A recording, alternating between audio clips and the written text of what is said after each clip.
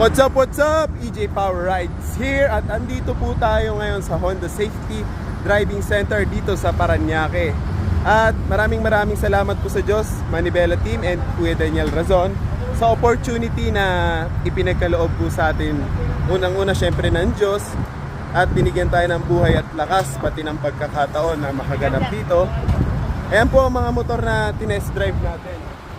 Itong naked nila na 500cc Sports and itong Adventure. Pati itong XADV.